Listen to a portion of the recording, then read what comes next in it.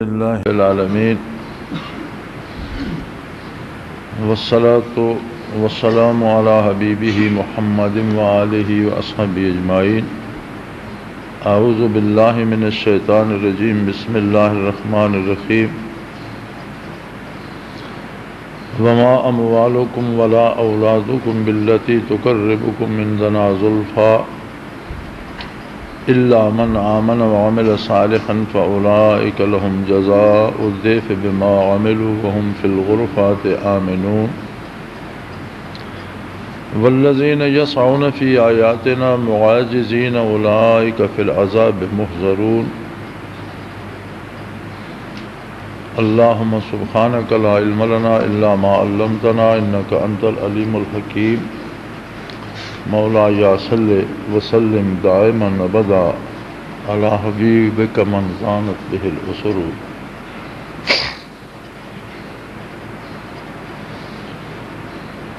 انسانی معاشرے میں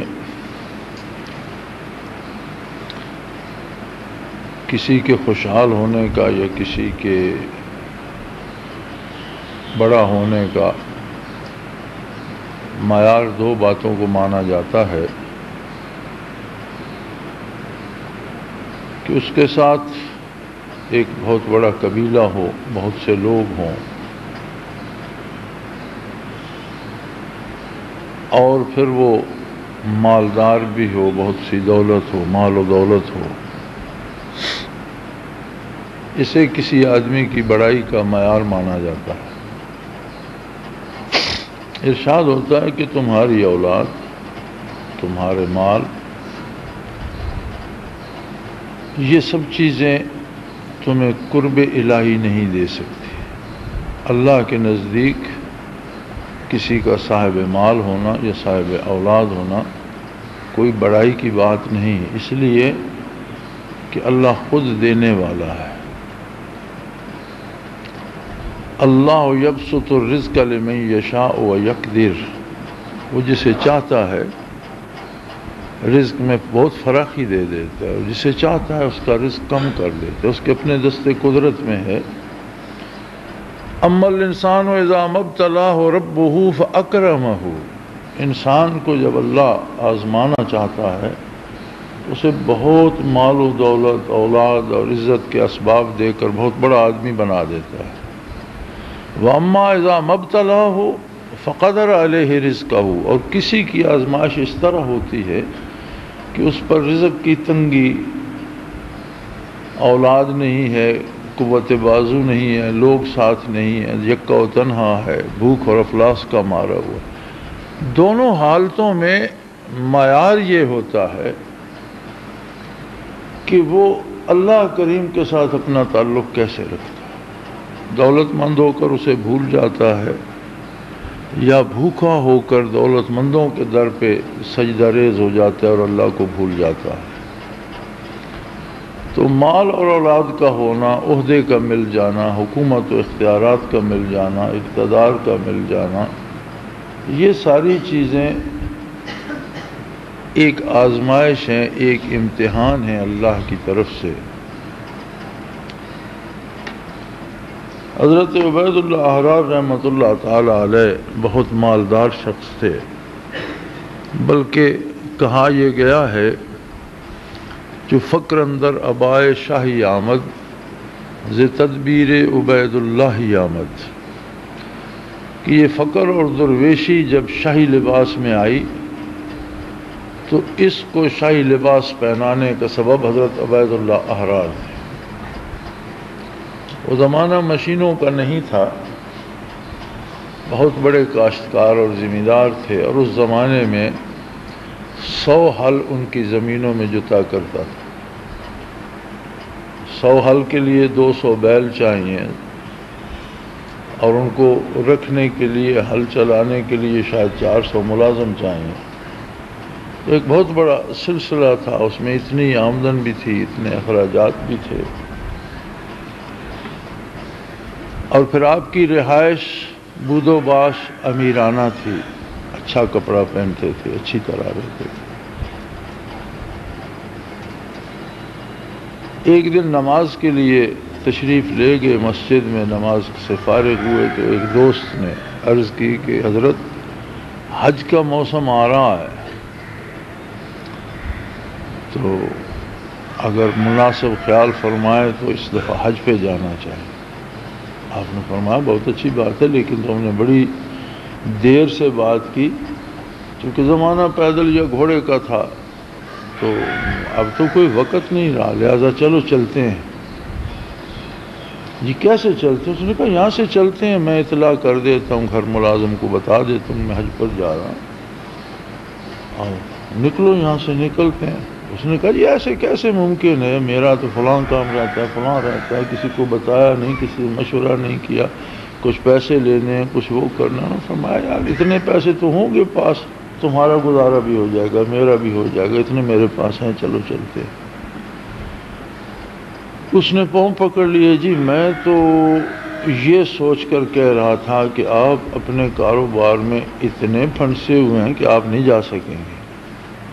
انہوں نے فرمایا تم بے وقوف ہو، یہ کاروبار، یہ جائیداد، یہ سلسلہ یہ میرا نہیں ہے، مجھے تو چھوڑ کے چلے جانا ہے۔ افلاس کی نسبت یہ امارت ایک بہت بڑا امتحان ہے، اور میں اگر حج پر جاتا ہوں تو جس کا ہے وہ اس کی دیکھ بھال کرے گا۔ ایک دن تو میں نے سارا چھوڑ کے چلا جانا ہے، پھر کون چلائے گا اسے؟ لہذا یہ میرے لیے رکاوٹ نہیں ہے، میرے ذمہ تو ایک نوکری لگی ہوئی ہے، میں خدمت کر رہا ہوں، جب تک دم میں کرتا رہوں گا، پھر پتہ نہیں کس کو ملے گا۔ تو تنگ دستی اور فقیری اور غربت بھی ایک امتحان ہے، لیکن وہ آسان ہے۔ کتنے گناہ ایسے ہوتے ہیں جن سے غربت کی وجہ سے انسان بچ جاتا ہے، لاکھوں برائیاں ایسی ہیں کہ جیب میں پیسہ نہ ہو تو بندہ وہ برائیاں نہیں کر سکتا۔ تو غربت اگرچہ تکلیف دہ ہے، لیکن یہ ایک خوشگوار پہلو ہے اس کا کہ بہت سے گناہوں سے آدمی کو بچا لیتی ہے۔ اور امارت کا امتحان اس سے سخت ہے کہ جس کے پاس دولت ہوتی ہے، کچھ وقار ہوتا ہے، تھوڑا سا چار بندے اس کی بات سنتے ہیں، وہ بہت سے ایسے جرائم آسانی سے کر لیتا ہے جو غریب نہیں کر سکتا۔ جوا کھیل سکتا ہے، شراب نوشی کر سکتا ہے، گھوڑوں کی ریس دوڑا سکتا ہے، بے شمار ایسی باتیں ہیں، بدکاریاں کر سکتا ہے، کنجر نچوا سکتا ہے، دولت جو ہے اس کے پاس۔ تو فرمایا دولت مند ہو کر اطاعت گزار ہونا مفلس کی اطاعت گزاری سے بڑا مشکل ہے۔ نبی علیہ الصلوۃ والسلام نے ارشاد فرمایا کہ جو اس موقع پر اپنا سرمایہ خرچ کرے گا اسے اتنا اجر ملے گا، جنت میں اتنی جگہ ملے گی، یہ ہوگا وہ ہوگا، جو کچھ آپ صلی اللہ علیہ وسلم نے ارشاد فرمایا مختلف فضائل۔ تو جو لوگ فقیر تھے، مفلس تھے، انہوں نے عرض کی یا رسول اللہ ہمارے پاس تو کچھ ہے نہیں، اب جن کے پاس پیسہ ہے وہ تو خرچ کریں گے، ہمارے پاس تو ہے نہیں، تو اس کا مطلب ہے ہم محروم رہے۔ آپ نے فرمایا نہیں، محروم تم بھی نہیں ہو، تم فلاں فلاں تسبیح پڑھا کرو۔ آپ صلی اللہ علیہ وسلم نے کچھ تسبیحات ارشاد فرمائی کہ تم یہ پڑھا کرو تو اتنا اجر اللہ تمہیں بھی دے دے گا۔ پھر حاضر ہوئے دوسرے دن، یا رسول اللہ جو آپ نے تسبیحات ارشاد فرمائی وہ تو دولت مندوں نے بھی پڑھنی شروع کر دی، وہ تسبیح بھی پڑھتے ہیں، پیسہ بھی خرچ کرتے ہیں، تو ہم تو پھر پیچھے رہ گئے۔ فرمایا پھر یہ تو اللہ کی تقسیم ہے، اس پہ تم کیا کر سکتے؟ اگر وہ بھی تسبیح پڑھتے ہیں تو یہ ان کی خوش قسمتی ہے، اور اگر اللہ نے انہیں دولت دی اور اس کی راہ پہ خرچ کرتے ہیں تو یہ اس کی تقسیم ہے، میری نہیں۔ پھر اس میں تو تم ان سے ضد نہیں کر سکتے، اس کی اپنی مرضی، اس نے انہیں دی تھی آزمائش کے لیے اور انہیں توفیق دے دی اطاعت کی۔ تو فرمایا مال و دولت یا اولاد یہ قرب الہی کا سبب نہیں ہے، قرب الہی کا سبب یہ ہے الا من آمن وعمل صالحا، جس کا یقین غیر متزلزل ہو، ایمان پختہ ہو، اللہ پر، اللہ کے حبیب پر، ضروریات دین پر، اللہ کی کتاب اور آخرت پر اتنا پختہ ایمان ہو کہ اسے عمل صالح کی توفیق ہو جائے. وعمل صالحہ، عمل صالح کے لیے ایمان اور یقین کی پختگی بنیاد بنتی ہے. جب آدمی کو یہ یقین ہو کہ کل عرصہ معاشر میں مجھے اس کام کا جواب دینا ہے تو غلط امور سے رک جاتا ہے، اور اگر غلطی ہو جائے تو رجوع اللہ کرتا ہے، توبہ کرتا ہے. اسے پتہ ہے کہ کل کی جواب دہی بڑی سخت ہے. اور اگر یہ ہو، جیسے ایک پنجابی میں ہمارے اس علاقے میں ایک محاورہ مشہور ہے کہ جی کس نے دیکھا ہے کیا ہوگا، وہاں جائیں گے تو پتہ چلے گا. اب اس کے ساتھ آدمی کلمہ بھی پڑھتا رہے تو وہ کافر ہے. جو بات محمد الرسول اللہ صلی اللہ علیہ وسلم نے بیان فرمائی، میں اور آپ آنکھوں سے دیکھ کر آتے تو ہمیں غلطی لگ سکتی تھی، اور ہو سکتا ہے جو کچھ دیکھ کر ہم بتائیں وہ غلط ہو، لیکن جو آپ صلی اللہ علیہ وسلم نے بتایا وہ حق ہے. ہم اپنا روزمرہ کا مشاہدہ ہے ہمارا، ہم دور سے دیکھتے ہیں تو کہتے ہیں یار وہاں کوئی پتہ نہیں کیا جانور کھڑا ہے، قریب جاتے ہیں تو وہ جھاڑی ہوتی ہے. کسی آدمی کو دیکھ کر غلطی لگ جاتی ہے کہ یہ فلاں آدمی جا رہا ہے، لیکن قریب پہنچتے ہیں تو وہ کوئی اور ہوتا ہے. ہم دیکھ کر بھی آئیں تو ہو سکتا ہے کہ جو ہم بیان کر رہے ہیں وہ حقیقت کے مطابق نہ ہو، دیکھ کر بھی ہم غلط کہہ سکتے ہیں، ہمیں غلطی لگ سکتی ہے. لیکن جو رسول اللہ صلی اللہ علیہ وسلم نے فرما دیا وہ حق ہے، اس میں کوئی غلطی کا امکان نہیں. اور یہی ایمان ہے کہ جو بتایا اللہ کے حبیب صلی اللہ علیہ وسلم نے وہ عین حق ہے، اس میں شبہ کی گنجائش. مکہ میں ایک مشرک تھا اور اس نے نبی علیہ السلام کو دیکھ کر کہا کہ میں ایک گھوڑا پال رہا ہوں اور اسے میں خصوصی طور پر مکی کھلاتا ہوں. گھوڑے یا جانور کو موٹا کرنے کے لیے باجرہ یا مکی کا دلیا اگر کھلایا جائے تو وہ بہت جلدی موٹے ہو جاتے ہیں، تکڑے ہو جاتے ہیں. تو عرب میں باجرے کا تو وجود نہیں تھا، مکی دستیاب ہوتی تھی تو وہ مکی کھلایا کرتے کہ میں خاص طور پر مکی کھلا رہا ہوں اس لیے کہ میں اس گھوڑے پر بیٹھ کر آپ سے مقابلہ کروں گا اور میں آپ کو قتل کروں گا، نعوذ باللہ. آپ صلی اللہ علیہ وسلم نے فرمایا اللہ نے چاہا تو تم میرے ہاتھوں مارے جاؤ گے.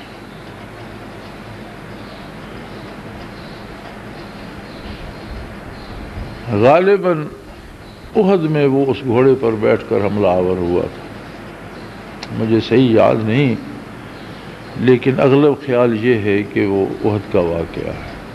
بہرحال کسی بھی جنگ میں ہو لیکن وہ حضور کے مقابل آیا، یہ بات مجھے یاد ہے. نبی علیہ السلام نے اس پر نیزے سے حملہ کیا اور اس کے خود کی کڑیوں میں نیزہ الجھ گیا اور یوں گردن پر لکیر ڈالتا ہوا نکل گیا. نیچے لوہے کی کڑیاں تھی خود کی اور معمولی سی خراش اس کی گردن پر آ گئی. گھوڑے سے تو گر گیا کیونکہ ضرب تو لگی، لیکن اس نے بڑا واویلا، اس نے سارا میدان جنگ شور کر کے سر پہ اٹھا لیا. وہ جلدی جلدی اسے اٹھا کر لے گئے، خیمے میں جا کر خود اتارا، دیکھا تو معمولی سی خراش تھی جس سے خون بہہ نہیں رہا تھا، رس رہا تھا، پتہ لگتا تھا کہ یہاں خراش. کیا شور کر رہا ہے، زخم تو کوئی ہے نہیں. اس نے کہا میں سمجھتا ہوں کہ جہنم کی ساری آگ اسی لکیر میں بھر گئی ہے، تکلیف تو مجھے ہو رہی ہے اور میں مر جاؤں گا اس سے. انہوں نے کہا اس سے تو مرنے والا نہیں. اس نے کہا زخم سے مرنے والا ہوں یا نہیں، لیکن اللہ کے اس بندے نے مجھے کہا تھا کہ تو میرے ہاتھوں قتل ہوگا اور میں اس ضرب سے مر جاؤں گا، چونکہ اس کا کہا کبھی غلط نہیں. اور احد سے بھاگتے وقت چند میل کی مسافت پر دم توڑ گیا جبکہ اسے وہ اٹھا کر لے جا رہے تھے. یہ اس کا ایمان نہیں تھا، اس کے تجربے کا یقین تھا. اس نے نبی اور رسول نہیں مانا تھا، لیکن اسے تجربہ تھا کہ جو بات ان کے لبوں سے نکلتی ہے وہ کبھی ایسا نہیں دیکھا کہ نہ ہوئی. اور ہمیں تو اللہ نے ایمان عطا فرمایا، ہمارا تو ایمان ہے کہ آپ جو فرما دیتے ہیں وہ حق ہے، اٹل ہے، کوئی اس میں تبدیلی نہیں ہوگی، اور جیسا حضور نے فرمایا ایسا ہوگا۔ اور یہی یقین ہے، یہی ایمان ہے کہ جن چیزوں سے اللہ کے حبیب صلی اللہ علیہ وسلم نے روکا ان سے رک جاؤ، جن کے کرنے کا حکم دیا وہ کرو، یہ عمل صالح ہے۔ اور ایمان یہ ہے کہ عمل صالح ہو جائے۔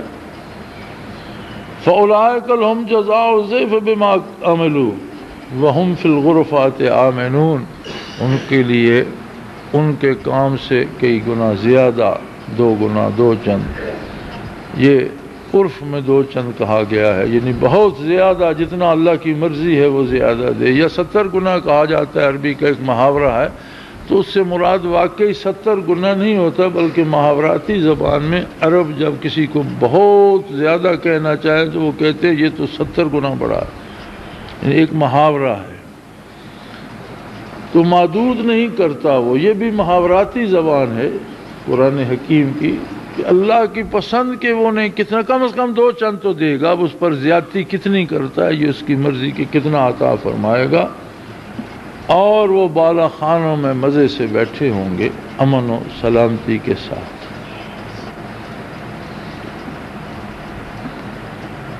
تو میرے بھائی، ایمان ایک کیفیت ہے دل کی، باطن کی، اندر کی، اس کا اظہار ہوتا ہے اعمال سے۔ حضرت رحمت اللہ تعالی علیہ فرمایا کرتے تھے کہ ایمان دعویٰ ہے، ایک آدمی کہتا ہے میں مومن ہوں، میں مسلمان ہوں، یہ دعویٰ ہے، اب اس پر گواہی کون دے؟ فرمایا اس کے اعمال، جب وہ عمل کرتا ہے تو عمل اس کا گواہ ہوتا ہے، اگر گواہ جھوٹا ہو تو دعویٰ ثابت نہیں۔ عمل اگر اسلام کے خلاف ہے اور دعویٰ اسلام کا ہے تو فرمایا یہ دعویٰ ثابت نہیں ہوگا، بارگاہ الہی میں خارج کر دیا جائے گا۔ اعمال ہی وہ گواہ ہے جو اس دعوے کو ثابت کرتے ہیں۔ مال و دولت کا ہونا بری بات نہیں ہے، لیکن مشکل ضرور ہے۔ غربت و افلاس کا ہونا بظاہر بری بات ہے، لیکن اس میں بہت سے فائدے بھی ہیں، اور یہ بھی دیکھا گیا ہے کہ ایک وقت میں ایک آدمی حکمران ہوتا ہے اور دوسرے وقت میں وہ قیدی ہوتا ہے، قیدی پر صدقہ اور زکوٰۃ بھی لگتی ہے، اتنا مفلس ہو جاتا ہے کہ اس پر زکوٰۃ جائز ہو جاتی ہے۔ یہ انقلابات انسانی زندگی کا حصہ ہیں، معیار صرف یہ ہے کہ تنگی میں یا فراخی میں، اقتدار و اختیار میں یا جیل کی سلاخوں کے پیچھے، اللہ سے اور اللہ کے حبیب صلی اللہ علیہ وسلم سے رشتہ کیسا رکھتا ہے، اس تعلق میں فرق نہ آئے۔ حضرت خبیب رضی اللہ عنہ اہل مکہ کے ہاتھوں قید ہو گئے، مکے کے 2 نامور ان کے ہاتھوں بدر میں مقتول ہوئے تھے، دھوکے سے کہیں کچھ احباب کو، صحابہ کرام کو بلوایا گیا، اور اس میں لمبا واقعہ ہے۔ بہرحال حضرت خبیب رضی اللہ عنہ قید ہو کر ان مقتولوں کے ورثاء کے پاس بیچ دیے گئے۔ اب کچھ حرمت کے مہینے جو دین ابراہیمی سے آ رہے تھے، مشرکین مکہ بھی ان کی حرمت کا خیال رکھتے تھے اور ان مہینوں میں قتل و غارت سے پرہیز کرتے تھے۔ اب اس نے اتفاق یہ کہ جب وہ مکہ پہنچائے گئے اور وہ بیچ دیے گئے تو حرمت کے مہینے شروع ہو گئے، اور انہیں وہ 3 مہینے ان کی قید میں رہنا پڑا۔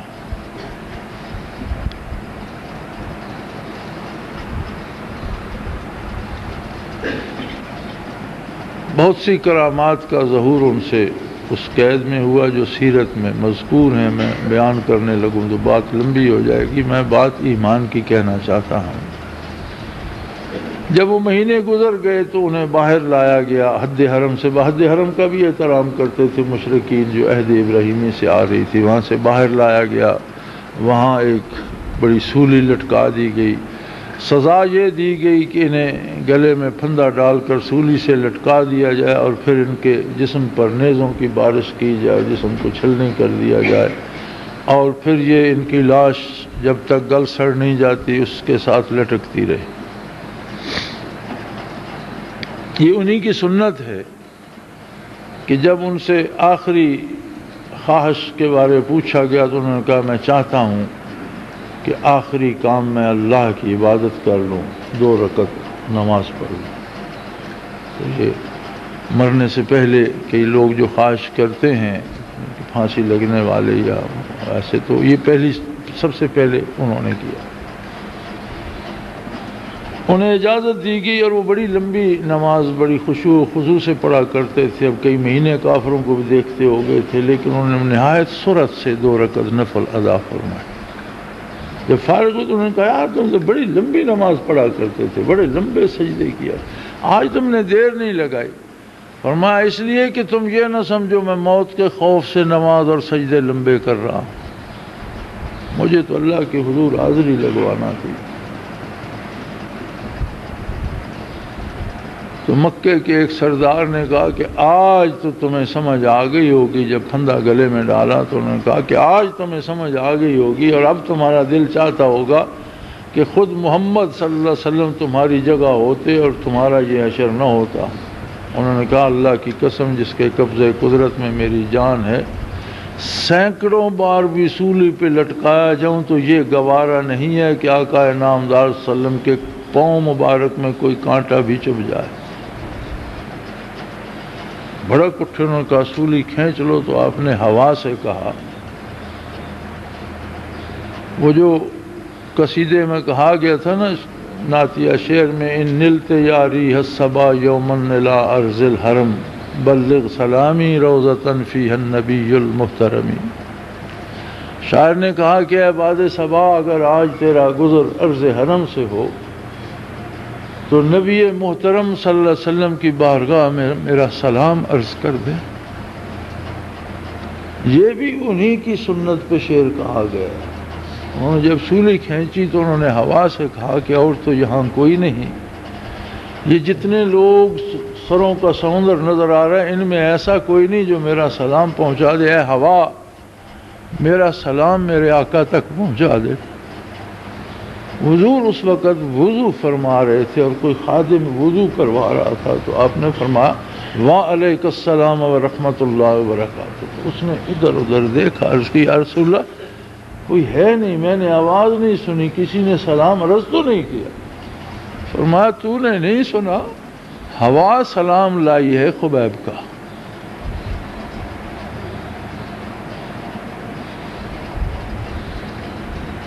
اور نبی صلی اللہ علیہ وسلم نے خصوصی حکم دیا کہ خبیب کی میت کو رسوا نہ ہونے دیا جائے، وہاں سے اتار لیا جائے۔ اور صحابہ کرام راتوں رات گئے اور پیرے میں سے ان کے وجود مقدس کو اتار کر لے آئے۔ تو رشتہ ایمان دل سے جڑتا ہے اور یقین بہت پیچھے رہ جاتا ہے، ایمان اس سے بہت مضبوط چیز ہے، جسے ہم یقین کہتے ہیں نا، یہ بہت پیچھے رہ جاتا ہے اور ایمان اس سے بہت آگے، یا پھر اسے آپ حق الیقین کہہ لیں۔ تو فرمایا اللہ کے نزدیک ایمان کی قیمت ہے، جتنا پختہ یقین ہے اتنا وہ بندہ معتبر ہے، قابل احترام ہے، قابل عزت ہے۔ دنیا کی زندگی تو ایک کھیل تماشا ہے، چند لمحوں میں ختم ہو جائے گی، پھر نہ ختم ہونے والی زندگی جب شروع ہوگی تو پتہ چلے گا کہ کون محترم ہے۔ اور ایک پرانے ساتھی ہوا کرتے تھے خان زمان حضرت رحمۃ اللہ علیہ کے ساتھ، تو دنیا دار آدمی بھی تھے، لڑائی بھڑائی بھی ان کے گلے پڑی رہتی تھی، مقدمے بھی چلتے رہتے تھے۔ وہ کہا کرتے تھے کہ میاں پتہ تب چلے گا کون معتبر ہے کہ جب قبر میں سر زمین پر رکھیں گے، ابھی تو تکیوں پہ پڑا ہے، اور جس کا جتنا بڑا تکیہ ہے وہ اتنا بڑا معتبر آدمی ہے، لیکن جب یہ تکیے نہیں ہوں گے اور سر مٹی پہ خاک پہ رکھ کے لوگ فارغ ہو جائیں گے، تب پتہ چلے گا کہ کون کتنا معتبر اور کتنا معزز۔ تو قیمت ایمان کی ہے اور ایمان کی جانچ ہمارے اپنے لیے بھی یہ ہے کہ ہم اپنے کردار پر نظر رکھیں، اپنے اعمال پر نظر رکھیں۔ ایمان کی خوبی یہ ہے کہ عمل صالح رہے گا۔ اللہ کریم ایمان کامل عطا فرمائے، اپنی اور اپنے حبیب کی نافرمانی سے محفوظ رکھے، دانستہ نادانستہ جو صادر ہوئی ہے اس سے معاف فرمائے۔ وآخر دعوانا الحمدللہ رب العالمین۔